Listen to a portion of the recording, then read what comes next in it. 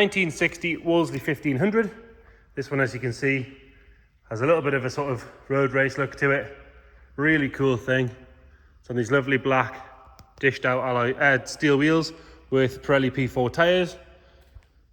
It's got a lovely stainless steel exhaust. It makes a really nice noise, which we'll show you in a second. It's on the standard 1500cc engine, but it's got a giant Weber carb on it, which again we'll show you in a minute. You know, a little bit of a sort of audio upgrade, nice stealthy thing in the car itself, spot lamps, all that sort of stuff. But we will detail everything that's been done to the car in the description. I have driven it. I drove it yesterday. Really fun to drive. Handles very, very well. No real roll to it. Nice and comfy though, surprisingly. Makes a lovely, lovely noise when it's going down the road. Start with the bodywork. We'll start on this driver's side. If we look down this side, you can see it's nice and straight all the way down there. It's not full of ripples or dents or anything like that. Driver's wing is lovely and clean and tidy. Obviously, we want to look in this seam for sort of excess paint or corrosion. As you can see, this one's lovely and neat all the way down to the bottom there, where normally it gets a bit ugly. In fact, actually, I'm lying to you. I know exactly why it's got no corrosion in it. This one has fiberglass front wings and nose cones on the front end, with the exception of the bonnet is fiberglass, which again has been done very well. Paint match and everything's all nice. But again, you'll not find any corrosion in there, but you will find excess paint if it's been done badly, whereas this one, like I say, is clean and tidy all the way down. There is a little crack in the paint just down the bottom there, I'm guessing from a stone chip or something like that. The rest of the wing is lovely and tidy. Inside the arch, obviously no corrosion to worry about, but it's free from any sort of major stone chips or anything like that. You can see the metalwork on the inside, which again is lovely and neat. All four wheels are in nice condition. You've got four matching Pirelli P4 tyres all the way around.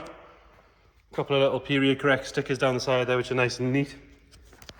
Coming back onto the windscreen area, lovely and neat around the windscreen. There's no corrosion coming through there. All the way around, nice and tidy. And then up onto the roof.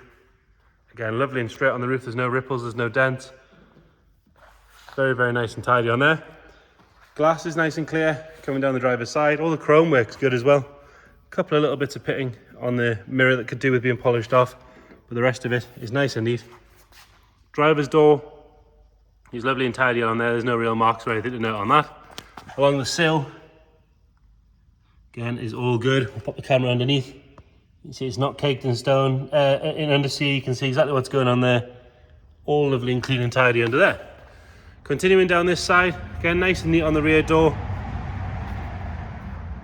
A little bit of polish there that we've left, we'll get rid of that. Inside the rear door, in that arch and everything, is lovely and tidy. It's the nice thing about these things, you can get right into those arches and have a proper look. All lovely and clean and tidy in there. And then as it continues down, nice and neat. Normally you get some corrosion starting down the bottom here, but this one, as you can see, is all good. Round the rear screen, again, no sign of any corrosion coming through, all nice and neat. This seam here, nothing nasty to worry about there either. Round on the back, tail lights on both sides are bright and clear. Little bit of pitting in the bumper, but generally very, very minor. Underneath the back end, again, you can see that stainless steel exhaust. It's lovely and neat under there. And then on the boot lid itself, all good along the back section. And then up onto the top, same story. Look underneath the rear screen there again, like I say, nice and tidy. Round on the passenger side, and again, if we look down this side, nice and straight all the way down there. It's not full of ripples, dents or filler or anything nasty like that.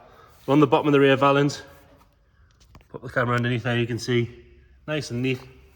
Rear arch on this side is good as well. As we can see, a little bit of sort of surface rust just started on the bottom there. Once cleaned off and sealed, but it's not sort of started to flake away or make the metalwork fluffy. It's just surface that once cleaned off. Rear door, nice and neat and tidy. Glass is clear on this side, and the front door, all good as well. Sill on this side is nice and straight. And again, you can have a good look underneath from here. See that exhaust going all the way forward. Have a look along the bottom of the screen on this side. Same as the other side, nice and straight. No corrosion popping up. It's got this lovely little satin sun strip. I was driving it yesterday in the sun, that was quite useful. Nice and sharp on that arch, but again, like I say, fiberglass front wings. For me, normally you can tell a mile off on the colour match, but this one has been done very nicely. And again, no excess paint or anything in that front seam. Round at the front, all 4 lamps are clear and bright. They do have sort of crosshair tape on, but it'd be easy enough just to peel it off if you wanted to. 1 stone chip down behind the light there.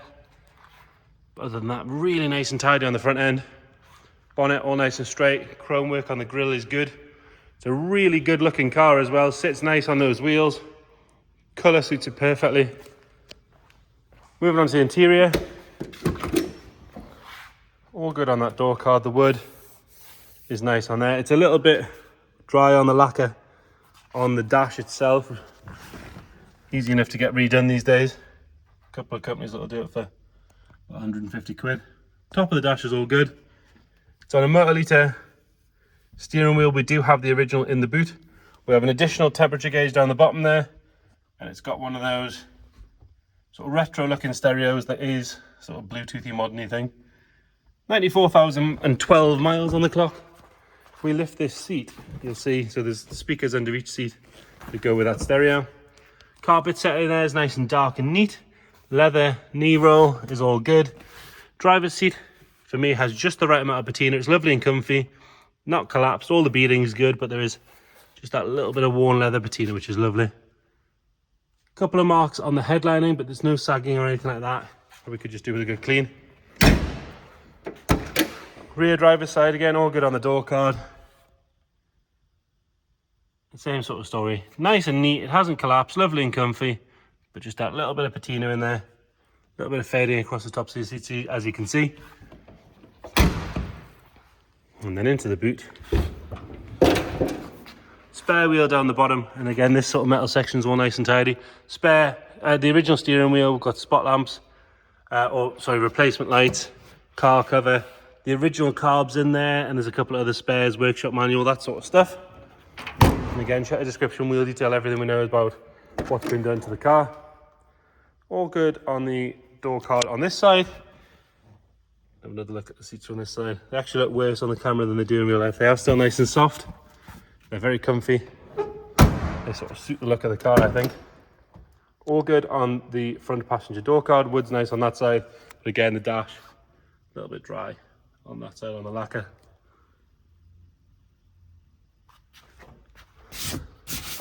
Again, nice and soft, not collapsed. All the beading's good. Carpet set's nice and dark. We'll have to excuse the dodgy camera work for a second. We'll pull the bonnet.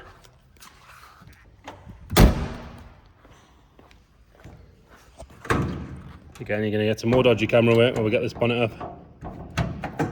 There we go. And then, like I say, standard 1500cc engine, same engine shared with the MGs, hence the MG rocker cover, which is a better looking rocker cover actually. It's had a new dynamometer, so that's alternator that looks like the old dynos, to go with a new larger battery. And like I say, giant Weber, I think it's a 40, isn't it? Yeah, Weber 40 makes a lovely noise, which I'll show you in a second. Other than that, all nice and tidy in there. We'll get it started up. It wants a couple of pumps when it's cold, and then it fires up on the button.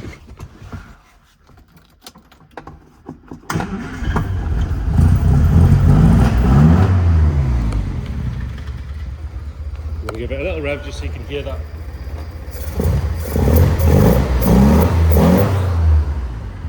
Does make a really good sound. Burbling away out the back there. Did notice when you were driving it does like to rev as well, really happy thing. So there you have it, 1960 Wolseley 1500, really cool little car. Check the description, we'll detail everything we know about it, but if you've got any questions at all, please get in touch, thank you.